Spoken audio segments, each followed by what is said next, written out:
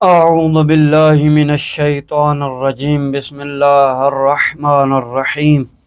رب اشرح لی صدری ویسر لی امری واحلل عقدۃ من لسانی یفقہوا قولی اللہم صلی علی محمد وآل محمد وعجل فرج آل محمد۔ میرے سامعین محترم، ناظرین گرامی، انشاءاللہ آپ خیریت سے ہوں گے۔ تو آج ہماری جو تفسیر القرآن کی آیت نمبر 74 ہے، تو ہم 74 نمبر آیت کو بیان کریں گے۔ پہلے آیت پڑھتے ہیں، ثم قست قلوبکم من بعد ذلك فهي كالحجارة او اشد قوة وان من الحجارة لما يتفجر منه الانهار وَإِنَّ مِنْهَا لَمَا يَشَّقَّقُ فَيَخْرُجُ مِنْهُ الْمَاءُ وَإِنَّ مِنْهَا لَمَا يَهْبِطُ مِنْ خَشْيَةِ اللَّهِ وَاللَّهُ بِغَافِلٍ عَمَّا تَعْمَلُونَ۔ خالق کائنات لم یزل لا یزال اپنی اس لا ریب کتاب، بے عیب کتاب، اس میں فرماتا ہے آیت نمبر 74 میں کہ پھر اس کے بعد تمہارے دل سخت ہو گئے، وہ پتھر کی مانند سخت یا اس سے بھی زیادہ سخت ہیں، کیونکہ کچھ پتھر ایسے ہیں جن سے نہریں پھوٹتی ہیں، اور کچھ پتھر ایسے بھی ہوتے ہیں جو پھوٹ جاتے ہیں اور ان سے پانی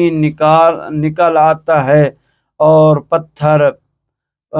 بعض پتھر ایسے ہوتے ہیں جو خوف خدا سے گر پڑتے ہیں۔ اور جو کچھ تم کہہ رہے ہو اللہ اس سے غافل نہیں ہے۔ تو یہ حدیث امام حسن عسکری علیہ السلام سے نقل ہوئی ہے۔ اللہ تعالیٰ نے جو فرمایا ہے ثم قست قلوبکم، پھر تمہارے دل سخت ہو گئے، مراد ہے کہ اے گروہ یہودی، تمہارے دل دھوکہ کھا کر خشک ہو گئے، اور اس قدر خشک کہ ان میں اصلاً خیر و رحمت کی رطوبت تک باقی نہیں رہی۔ اور یہ سب کچھ حضرت موسیٰ علیہ السلام کے دور کی وضاحت و روشن نشانیاں دیکھنے کے باوجود تمہارے انکار کرنے سے تمہارے دلوں کی یہ حالت ہوئی ہے کہ اب ان میں خیر کی رطوبت تک ختم ہو گئی ہے۔ پس تمہارے یہ دل فَهِيَ كَالْحِجَارَةِ، یعنی تمہارے دل پتھر کی مانند خشک ہیں، اس قدر خشک ہیں کہ ان سے رطوبت تک نہیں رستی، اور ان سے کوئی ایسی چیز نہیں نکلتی جو مفید ہو، کیونکہ تم اللہ سے ملاقات کر رہے ہو کہ تم تردد و شک میں ہو، اور نہ ہی تمہارے اموال میں اور نہ ہی تمہارے جانوروں میں کوئی خیر پائی جاتی ہے تاکہ تم ان سے صدقہ ادا کرو، اور نہ ہی تم نیکی کو عزت دینے والے، اور نہ ہی تم سخاوت کرنے والے، اور نہ ہی تم مہمان نواز ہو، اور نہ ہی تم غرباء کی مدد کرتے ہو، اور تمہارا اندر انسانیت نام کی کوئی چیز نہیں پائی جاتی، اور نہ ہی تم انسانیت کے اصولوں پر عمل کرتے ہو، او اشد قوہ، یا پتھروں سے بھی زیادہ سخت ہو چکے ہیں، او کے ذریعے بیان کرنا کہ تمہارا دل پتھر کی مانند سخت ہیں یا ان سے بھی سخت تر ہیں، تو اس سے مراد یہ نہیں ہے کہ اللہ تعالیٰ نہیں جانتا کہ تمہارے دلوں کی حالت کیا ہے، تاکہ اس کی تردد سے جہالت لازم آئے، بلکہ مراد ہے کہ اللہ تعالیٰ سننے والوں کو ابہام میں رکھنا چاہتا ہے، ان کے لیے واضح نہ ہو۔ پس یہ ایسا ہی ہے کہ جب کوئی کہنے والا یہ کہتا ہے کہ میں نے روٹی کھائی ہے یا گوشت کھایا ہے، اس سے مراد یہ نہیں ہے کہ متکلم بیان کرنا چاہتے ہیں کہ میں نہیں جانتا کہ میں نے کیا کھایا ہے، بلکہ مراد ہے کہ متکلم سامعین کو ابہام اور شک میں رکھنا چاہتا ہے تاکہ ان کو معلوم نہ ہو سکے کہ میں نے کیا کھایا ہے، اگرچہ کہ وہ خود جانتا ہے کہ اس نے کیا کھایا ہے، یا او تردد کے لیے ہے بلکہ معنی میں نہیں۔ لہذا اس معنی سے یہ نہیں ہے کہ بل اشد قسوہ، اگر یہ معنی لیا جاتا تو اس سے مراد ہے کہ غلطی کا تدارک کیا گیا ہے، اور یہ اللہ تعالیٰ کے لیے ممکن نہیں کہ وہ کسی خبر میں غلطی کرے اور پھر اس کا ازالہ و تدارک کرے، کیونکہ غلطی وہی ہوتی ہے جہاں جہالت ہو۔ اللہ تعالیٰ تو جو ہو چکا ہے اور جو ہونے والا ہے سب کا عالم ہے، اور جو کچھ ہونا ہے اور جو کچھ نہیں ہونا اس کو بھی جانتا ہے۔ تو جب اللہ کا علم اس انداز میں ہے تو اس سے غلط ممکن ہی نہیں ہے، لہذا یہ او بل کے معنی میں نہیں ہے بلکہ او تردد کے لیے ہے، اور غلطی کا تدارک یہ مخلوق کے لیے، اور یہ اس کی ذات میں نقص ہے، لہذا اس میں نہیں ہو سکتا کہ مخلوق و نقص والا معنی بے مراد نہیں ہو سکتا۔ وہ پتھر کے مانند یا اس سے سخت تر ہے، کیونکہ اس صورت میں دوسرے کلام اول کی تکذیب کرتی ہے، کیونکہ یہ کہا جائے کہ وہ پتھر کی مانند ہے تو اس سے مراد وہ پتھر سے سخت تر نہیں ہے اور نہ ہی پتھر سے نرم ہے، اور جب اس کے بعد کہا کہ او اشد قسوہ تو اس سے مراد ہے کہ آپ نے پہلی بات سے رجوع کر لیا ہے، مگر کیے ہیں یہ وہ اس سے زیادہ سخت تر نہیں ہے۔ اس کی مثل یوں ہے کہ جیسا تو کہتا ہے کہ تیری طرف سے کوئی خیر نہیں آیا، نہ ہی کم اور نہ ہی زیادہ، پس ایسے ہی اللہ نے ابہام میں رکھا ہے کہ وہ پتھر کی مانند ہے یا اس سے زیادہ۔ دوسرے فقروں نے بیان کیا ہے کہ ان کے دل پتھر سے زیادہ سخت ہیں، اور اس کی پتھر سے زیادہ سختی کو اللہ اپنے اس قول سے بیان کر رہا ہے، وَإِنَّ مِنَ الْحِجَارَةِ لَمَا يَتَفَجَّرُ مِنْهُ الْأَنْهَارُ، تحقیق پتھروں میں سے کچھ وہ ہیں جن سے نہریں جاری ہوتی ہیں۔ مراد ہے کہ اسے یہود تمہارے دل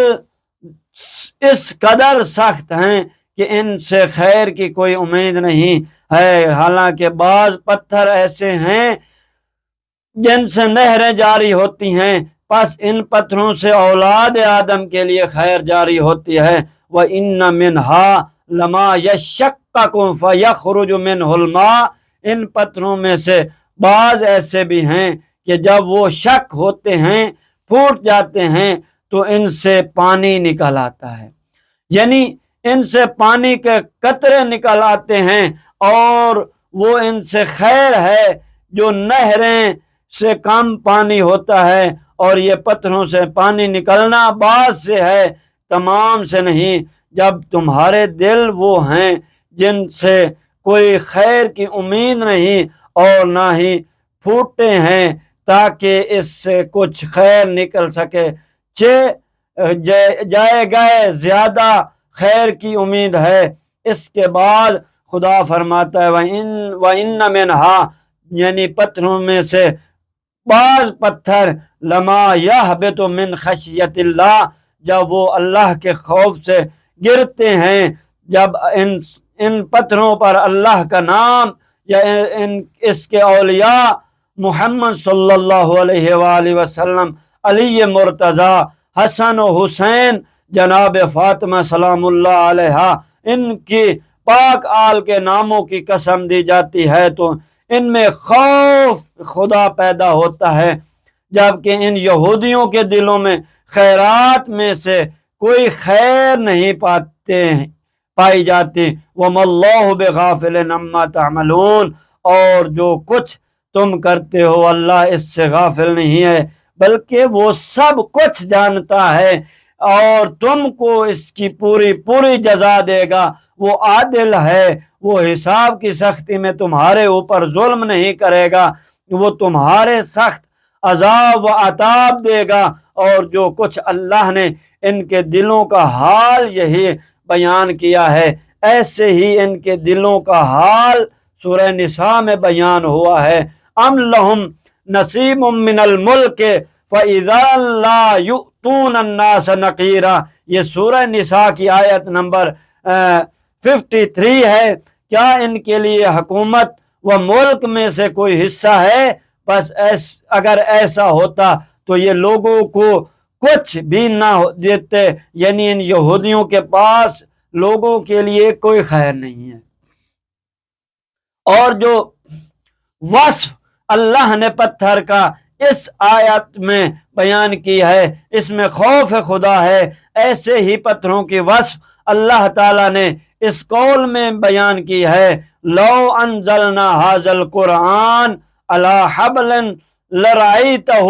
خاشعا متصدعا من خشیت اللہ، سورہ حشر کی آیت نمبر 21 ہے کہ اگر ہم اس قرآن کو پہاڑوں پر نازل کرتے تو آپ اس کو دیکھتے وہ خشوع سے پیش آتے اور خوف خدا کی وجہ سے ریزہ ریزہ ہو جاتے۔ یہ آیت یہودیوں اور نواسب کے لیے ایک ڈانٹ ہے۔ یہاں یہودیوں نے دونوں امروں کو جمع کر لیا اور دونوں گناہ انجام دیے۔ پس اللہ نے یہودیوں پر سختی کی اس چیز پر کہ جس کے ساتھ رسول خدا نے ان کی ملامت و سرزنش کی تھی۔ یہودیوں کے سردار جو بولنے اور بیان والے تھے، یہودیوں کے سرداروں نے رسول خدا صلی اللہ علیہ وآلہ وسلم سے کہا، اے محمد، آپ صلی اللہ علیہ وآلہ وسلم ہماری سرزنش کر رہے ہیں اور ہمارے دلوں کی طرف وہ نسبت دے رہے ہیں جو ہمارے دلوں میں نہیں ہے، بلکہ اس کے خلاف ہمارا دلوں میں پایا جاتا ہے۔ ہمارے دلوں میں بہت سے خیر پائے جاتے ہیں، تو ہم روزے رکھتے ہیں، ہم صدقہ دیتے ہیں، ہم فقراء کی مدد کرتے ہیں۔ تو رسول اللہ صلی اللہ علیہ وسلم نے فرمایا، خیر و نیکی فقط وہ ہے جو اللہ تعالیٰ کی خوشنودی کے لیے کی جائے، وہ عمل خیر ہے جو اللہ تعالیٰ کے حکم کے مطابق انجام دیا جائے، لیکن وہ کام و نیکی جس سے مقصود ریاکاری ہو اور شہرت ہو اور رسول خدا صلی اللہ علیہ وسلم کے ساتھ دشمنی کے اظہار کے لیے ہو اور رسول اللہ کے مقابل میں دولت مندی کا اظہار کے لیے ہو اور اپنے آپ کو مالک ظاہر کرنے کے لیے اور رسول اللہ صلی اللہ علیہ وسلم کے مقابلے میں شرف و عزت کو حاصل کرنے کے لیے ہو، وہ نیکی و خیر نہیں ہے، بلکہ وہ فقط شر اور بدی ہے اور اپنے انجام دینے والے کے لیے وبال جان اور عذاب کا باعث بنے گی، اور اس کے ذریعے اللہ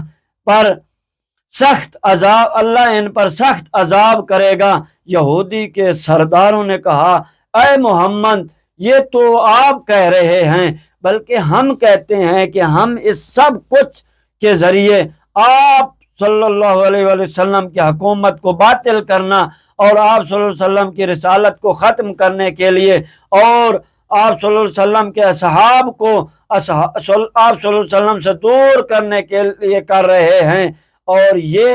ہمارا نزدیک بہت عظیم جہاد ہے جو ہم کر رہے ہیں، اور اس کام سے ہم بارگاہ خدا سے اجر عظیم اور ثواب جزیل و عظیم کے خواہان ہیں، اور اگر ہم اس پر کم ثواب بھی بھی ملا اور تب بھی ہم آپ کے برابر ہوں گے، پھر آپ کو ہم پر کون سی فضیلت حاصل ہو۔ رسول اللہ صلی اللہ علیہ وسلم نے فرمایا، اے یہودی بھائیوں، تمہارا یہ کہنا کہ تم ہمارے برابر ہو، یہ تمہارا دعویٰ باطل اور جھوٹا ہے، کیونکہ اس دعویٰ کرنے میں حق پرست اور باطل کے دعویٰ دار برابر نہیں ہیں، لیکن اللہ تعالیٰ کے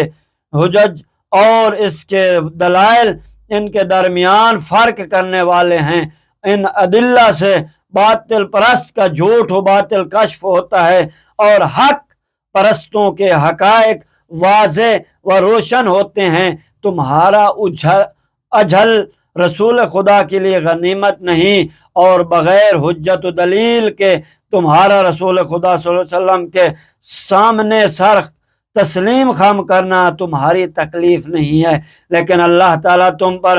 حجت و دلیل قائم کرنے والا ہے کہ جن کو رد کرنا تمہارے لیے ممکن نہیں ہے، اور اس کے لیے ان کو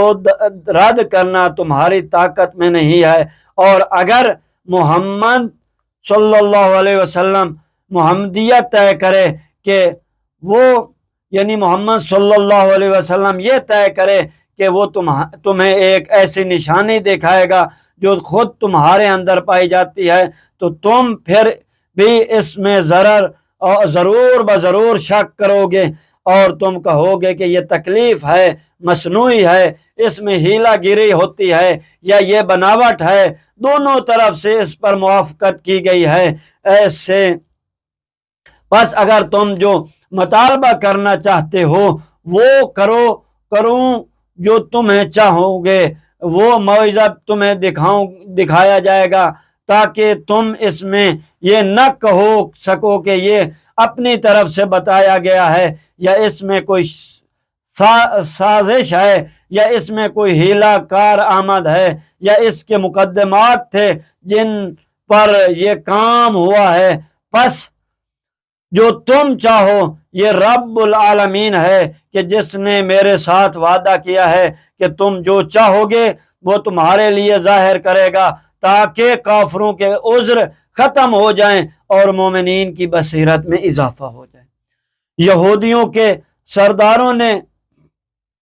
کہا کہ اے محمد صلی اللہ علیہ وسلم، آپ نے انصاف کیا ہے، اور جو وعدہ آپ نے کیا ہے اس کو آپ نے انصافاً پورا کر دیا، تو سب سے پہلا آپ خود اپنے دعویٰ نبوت سے رجوع کریں گے اور اپنی نبوت کا خود انکار کر لیں گے اور جہلوں میں شامل ہو جائیں گے اور تورات کے حکم کو تسلیم کر لیں گے، کیونکہ جس کا ہم مطالبہ کریں گے اس کو پورے کرنے کی آپ میں قدرت و طاقت نہیں ہوگی۔ اس سے آپ علیہ السلام کا دعویٰ، آپ صلی اللہ علیہ وسلم کا دعویٰ نبوت کا باطل ہونا ظاہر ہو جائے گا، جس کی وجہ سے ہم آپ صلی اللہ علیہ وسلم پر اعتراض کر رہے ہیں۔ تو حضرت رسول خدا صلی اللہ علیہ وسلم نے فرمایا، میرا صادق اللہ نے مجھے خبر دی ہے کوئی وعدہ تم لوگوں سے نہیں کیا جائے گا مگر اس کو پورا کیا جائے، جو مطالبہ کرے گا وہ پورا کیا جائے گا، تاکہ کافروں کے عذر کو ختم کیا جائے جس کا تم سوال کر رہے ہو۔ پس ان یہودیوں نے کہا کہ اے محمد صلی اللہ علیہ وسلم، آپ گمان کر رہے ہیں کہ ہمارے دلوں میں کوئی خیر نہیں، نہ ہم فقراء کی مدد کرتے ہیں، کمزوروں کی مدد نہیں کرتے، اور باطل کے بطلان کے لیے اور حق کو ثابت کرنے کے لیے ہم خرچہ نہیں کرتے، اور پتھر بھی ہمارے دلوں کی نسبت نرم تر ہیں، اور پتھر بھی ہمارے دلوں کی نسبت اللہ کی زیادہ اطاعت کرنے والے ہیں۔ اب ہم آپ صلی اللہ علیہ وسلم سے آپ کی نبوت کی دلیل و نشانی طلب کرتے ہیں کہ یہ سامنے پہاڑ ہے، اس کے بعض حصے کو ہمارے سامنے طلب کرو اور اس سے اپنی تصدیق کی گواہی طلب کرو اور ہماری تکذیب کی گواہی طلب کرو۔ اگر وہ آپ کی تصدیق کرے گا تو آپ حق پر ہوں گے اور آپ کی اتباع و اطاعت ہمارے لیے واجب و لازم ہے۔ اگر وہ پہاڑ آپ کی تکذیب کر دے یا خاموش رہے اور آپ صلی اللہ علیہ وسلم کا جواب نہ دے تو پھر جان لینا کہ آپ اپنے دعوے میں جھوٹے اور اپنی خواہش کی اتباع کرنے والے ہیں۔ تو حضرت رسول خدا صلی اللہ علیہ وسلم نے فرمایا ٹھیک ہے، قبول ہے، تم جس پہاڑ کو معین کرنا چاہتے ہو وہ کرو اور میرے ساتھ چلو اور اس اپنے معین کیے ہوئے پہاڑ سے گواہی طلب کرو تاکہ وہ میرے حق میں تمہارے سامنے گواہی دے۔ پس وہ سب ادھر پہاڑ کے طرف گئے جس کو وہ دیکھ رہا تھا۔ پس انہوں نے کہا کہ اے محمد اس پہاڑ سے گواہی طلب کرو۔ رسول خدا صلی اللہ علیہ وسلم نے اس پہاڑ سے کہا انی اسألک بجاہ محمد وآلہ الطیبین الذی بذکر اسمائہ خفف اللہ العرش علی کو اہل ثمانیت من الملائکہ۔ میں تجھ سے محمد و آل محمد جو پاک و طاہر ہیں ان کی عزت و جاہ کے ذریعے سوال کرتا ہوں، اور وہ محمد اور ان کی پاک آل جن کے نام ذکر کرنے کی وجہ سے 8 فرشتوں کے لیے عرش کو اٹھانا آسان ہوا، حالانکہ وہ سارے فرشتے مل کر بھی اس کو حرکت نہیں دے سکتے تھے، حالانکہ ان کی تعداد اس قدر زیادہ ہے کہ جن کو اللہ تعالیٰ کے علاوہ کوئی نہیں جانتا، اور محمد صلی اللہ علیہ وآلہ وسلم اور ان کی پاک و طاہر آل کے حق کا واسطہ دیتا ہوں کہ جن کے نام کا ذکر کرنے کی وجہ سے آدم علیہ السلام نے توبہ طلب کی اور اللہ نے ان کی خطا کو بخش دیا اور اس کو اس کے مرتبے کی طرف واپس پلٹا دیا، اور محمد صلی اللہ علیہ وآلہ وسلم اور ان کی پاک و طاہر آل کو کے حق کا واسطہ کہ جن کے نام ذکر کرنے کی وجہ سے اور ان کے ناموں کے ذریعے سوال کرنے کی وجہ سے اللہ تعالیٰ نے حضرت ادریس علیہ السلام کو جنت میں بلند مقام کی طرف بلند کیا۔ ان یہودیوں کے سامنے اس کی تصدیق کر جو اللہ تعالیٰ نے میری تصدیق تیرے سپرد کی ہے، اور محمد صلی اللہ علیہ وسلم کے حق میں گواہی دے، کیونکہ ان یہودیوں کے دل محمد صلی اللہ علیہ وسلم کے انکار اور تکذیب کی وجہ سے سخت ہو گئے ہیں۔ تو رسول خدا صلی اللہ علیہ وسلم کی بات پوری ہونے کے بعد وہ پہاڑ حرکت میں آیا اور اس میں زلزلہ پیدا ہوا، اس سے پانی بہنا شروع ہو گیا اور اس نے بلند آواز سے ندا دی اے محمد میں گواہی دیتا ہوں کہ آپ اللہ کے رسول ہیں جو عالمین کا رب ہے اور آپ تمام مخلوق کے سردار ہیں، اور میں گواہی دیتا ہوں کہ ان یہودیوں کے دل جیسا کہ آپ نے بیان کیا وہ پتھر سے زیادہ سخت ہیں، ان سے خیر کی امید نہیں، حالانکہ پتھر سے پانی جاری ہو سکتا ہے یا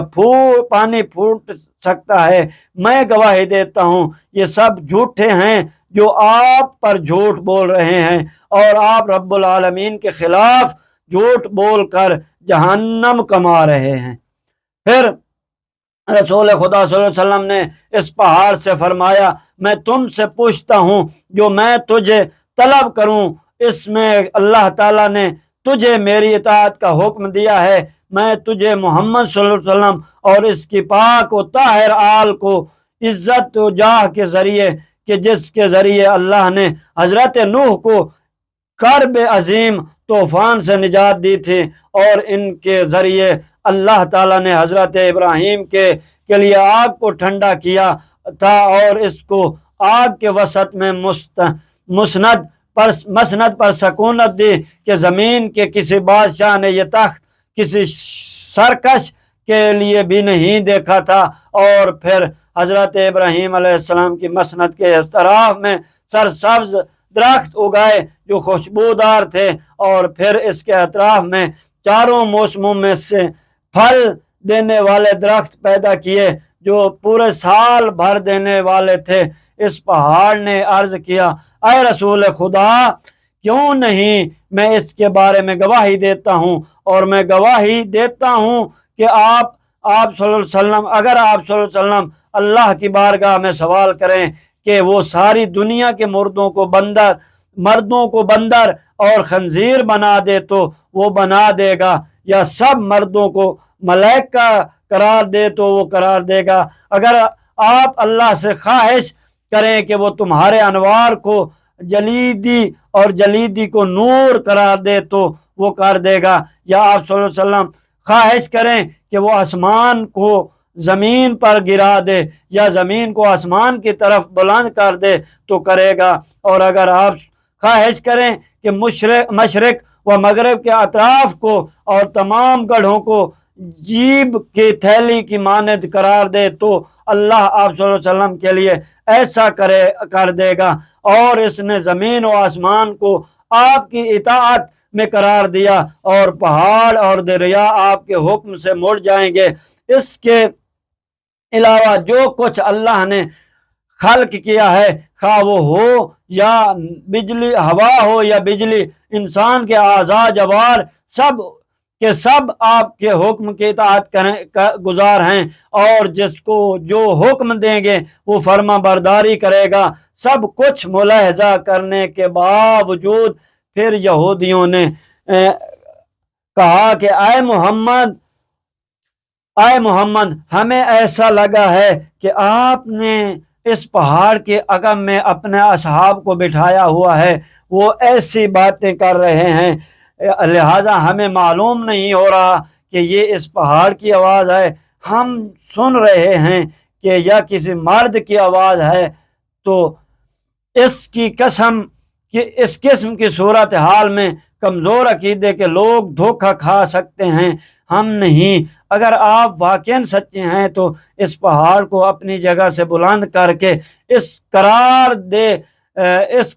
پر لے کر آئیں، پھر اس کو حکم دیں کہ وہ اصل و جڑ سے بلند ہو کر آپ صلی اللہ علیہ وسلم کے پاس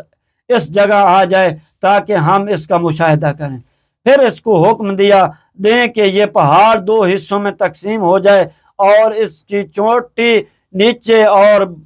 نیچے والا حصہ چوٹی بن جائے، تاکہ ہم یقین ہو جائے کہ یہ سب کچھ اللہ نے کیا ہے، یہ محتاط سے متحقق نہیں ہو سکتا، اور سرکشوں اور حق و باطل کو ملانے والا ایسا نہیں کر سکتا۔